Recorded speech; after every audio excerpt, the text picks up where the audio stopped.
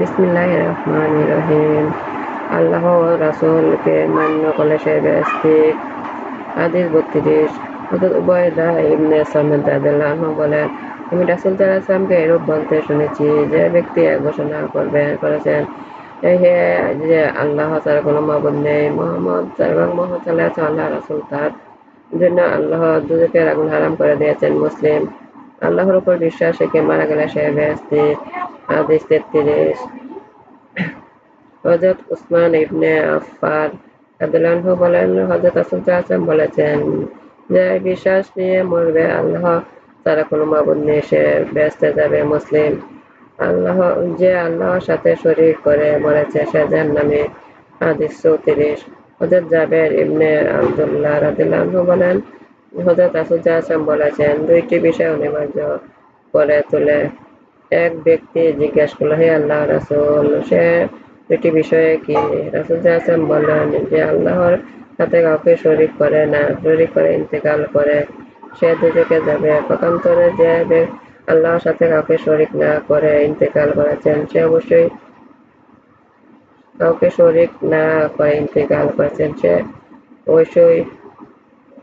পক্ষান্তরে যে আল্লাহর সাথে কাউকে শরীক না করে ইন্তেকাল করেন সে অবশ্যই বেহেশতে যাবে।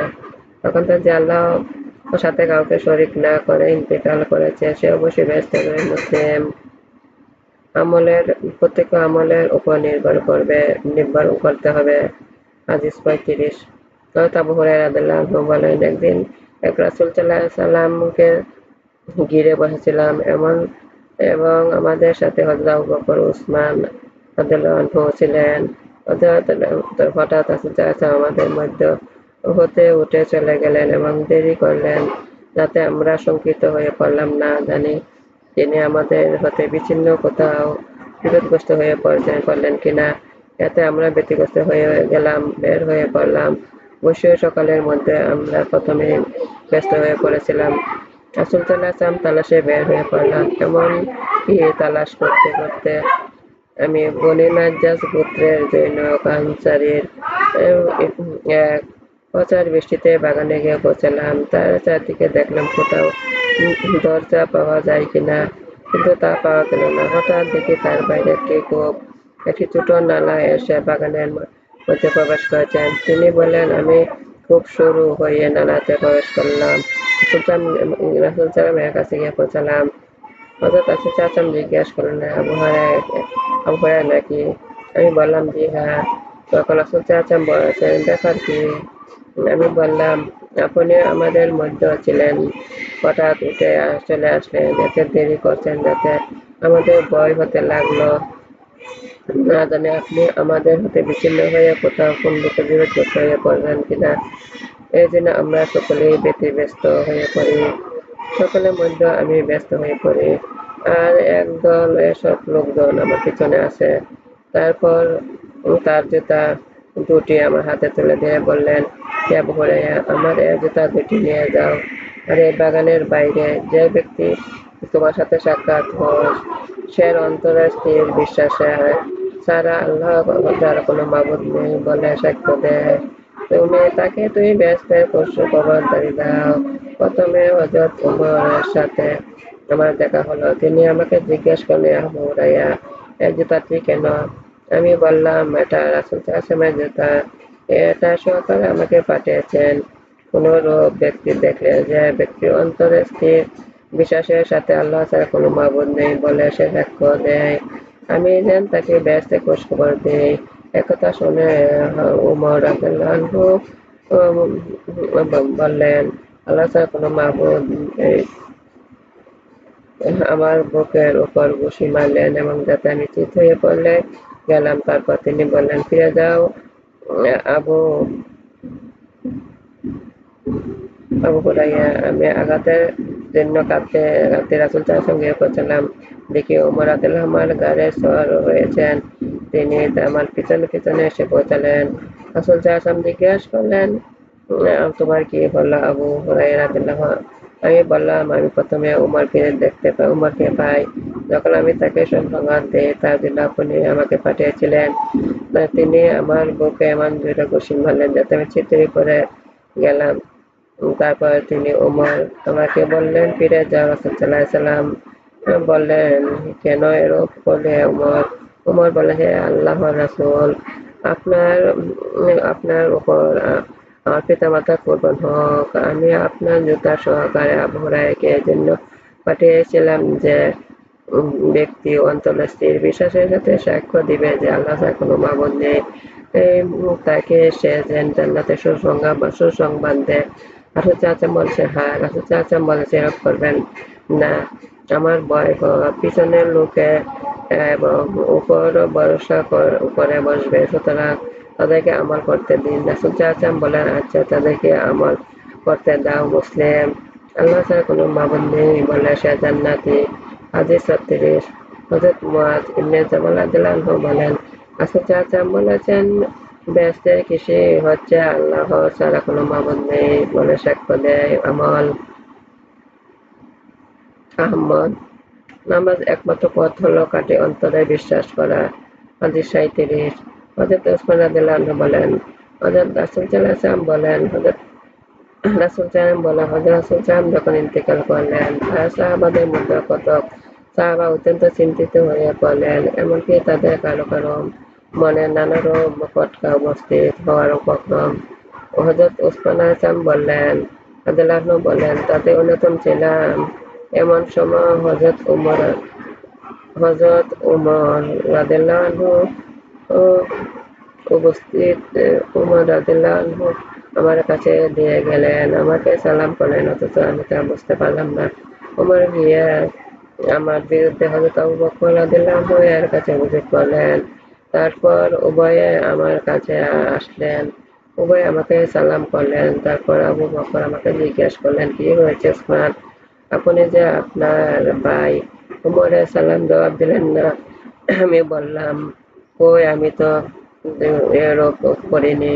উমর বললেন, আল্লাহর কসম, নিশ্চয়ই আপনি এরূপ করেছেন। হযরত উসমান বললেন, আমি বললাম, আল্লাহর কসম, নিশ্চয়ই আমি টেরও পাইনি। আপনি কখন এখান দিয়ে গেছেন, আমাকে সালাম করেছেন? হযরত আবু বকর বললেন, উসমান সত্য বলেছেন, নিশ্চয়ই আপনাকে কোনো দুশ্চিন্তা এটা হতে বিরত রেখেছিল। আমি বললাম, জি হ্যাঁ। তিনি জিজ্ঞেস করেন, সে কি? আমি বললাম, আল্লাহর রাসূল কে উঠিয়ে নিয়ে গেলেন, অথচ আমরা তাকে এ বিষয় হতে বাঁচার উপায় সম্পর্কে জিজ্ঞেস করতে পারলাম না। তখন আবু বকর বললেন, আমি তাকে জিজ্ঞেস করেছি। আমি তার প্রতি অগ্রসর হলাম, বললাম, আমার মা-বাবা আপনার কোরবান হোক, আপনি এরূপ কাজে উপযুক্ত ব্যক্তি। তারপর আবু বকর রাদিয়াল্লাহু আনহু বললেন, আমি রাসূল সাল্লাল্লাহু আলাইহি ওয়াসাল্লামকে জিজ্ঞেস করেছিলাম, হে আল্লাহর রাসূল, এ বিষয়টি নাজাত উপায় কি? রাসূল সাল্লাল্লাহু আলাইহি ওয়াসাল্লাম বললেন, যে ব্যক্তি কালেমা গ্রহণ করল, যা আমি বাঁচা আমি আমার চাচা আবু তালেবকে পেশ করেছিলাম, তিনি তা প্রত্যাখ্যান করলেন, সে কালেমা হলো এর জন্য নাজাত। আহমদ। বিশ্বের আনাচে কানাচে ইসলামের বাণী পৌঁছাবে। হাদিস ৩৮। হযরত মিকদাদ ইবনে আসওয়াদ রাদিয়াল্লাহু আনহু বলেন, তিনি রাসূল সাল্লাল্লাহু আলাইহি ওয়াসাল্লামকে একথা বলতে শুনেছেন, জমিনের উপর কোনো মাটির ঘর অথবা পশমের ঘর বাকি থাকবে না, যাতে আল্লাহ তাআলা ইসলামের বাণী পৌঁছে দিবেন না। সম্মানের ঘরে সম্মানের সাথে, অপমানিতের ঘরে অপমানের সাথে। আল্লাহ যাদেরকে সম্মানিত করবেন, তাদেরকে স্বেচ্ছায় ইসলাম গ্রহণ করা উপযুক্ত করে দিবেন। পক্ষান্তরে যাদেরকে অপমানিত করবেন, তারা ইসলামের বশ্যতা স্বীকার করতে বাধ্য হবে। আমি বললাম, তখন সে সব দিনই আল্লাহর হবে। আহমদ। আল্লাহ ছাড়া কোনো মাবুদ নেই, এক কালেমা বেহেশতের চাবি। হাদিস ৩৯।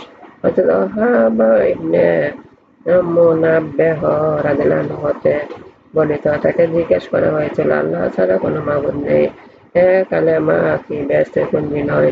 উত্তরে তিনি বললেন, নিশ্চয়, কিন্তু কর্তৃপক্ষ কুঞ্জির দাঁত তাকে যদি তার দাঁতওয়ালা কুঞ্জি নিয়ে যাও, তবে তো তোমাদের জন্য খোলা হবে, অন্যথা তোমার জন্য খোলা হবে না। বুখারী তরজুমাতুল বারে। মুসলমানের সৎ কাজদের ১০ গুণ বৃদ্ধি করা হয়। হাদিস ৪০। হযরত আবু হুরায়রা রাদিয়াল্লাহু আনহু বলেন, হযরত রাসূল সাল্লাল্লাহু আলাইহি ওয়াসাল্লাম বলেছেন, যখন তোমাদের কেউ উত্তম লোকে মুসলমান হয়, তখন তার জন্য প্রত্যেক সৎ কাজ যা করে তাকে 10 গুণ হতে 7 গুণ 7 গুণ পর্যন্ত বৃদ্ধি করা লেখা হয়ে থাকে। আর তা অসৎ কাজে যা সে করে তাকে অনুরূপে লেখা হয়। যে পর্যন্ত না সে আল্লাহর দরবারে গিয়ে পৌঁছে। বুখারী ও মুসলিম। আমার নামাজ, আমার উপাসনা, আমার জীবন, আমার মন সব আল্লাহর। আমি আল্লাহর কাছে আত্মসমর্পণ করছি। হে আমার রব, আমাকে আল্লাহর আনুগত্য বানান, রাসূলের আনুগত্য বানান, আল্লাহর উপদেশ পালন করতে শক্তি দান করুন, দুনিয়া আখিরাতে কল্যাণ দান করুন, দোজখের অগ্নি হতে আমাকে রক্ষা করুন। হে আমাদের রব, কল্যাণ সাথে আমাদের বের করুন, কল্যাণের সাথে আমাদের দাখিল করুন। আপনার সাহায্য শক্তি আমাদের দান করুন। হে আমাদের রব, দুনিয়া আখিরাত ফিতনা হতে আমাদের রক্ষা করুন। হে আমাদের রব, দুনিয়া আখিরাত ফিতনা হতে আমাদের রক্ষা করুন। হে আমাদের রব, দুনিয়া আখিরাতে ফিতনা হতে আমাদের রক্ষা করুন। হে আমাদের রব, গুনাহগার হতে আমাদের রক্ষা করুন। হে আমাদের রব, গুনাহগার হতে আমাদের রক্ষা করুন। হে আমাদের রব, গুনাহগার হতে আমাদের রক্ষা করুন।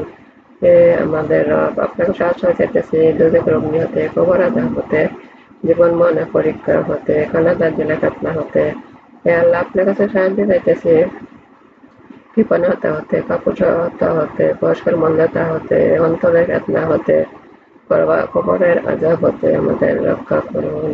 হে আমাদের রব, আল্লাহ আমাদের রব, আল্লাহ আমাদের বিপদ, আল্লাহ আমাদের বিপদ, আল্লাহ আমার অবলম্বন, আল্লাহ আমার অবলম্বন, আল্লাহ আমার অবলম্বন।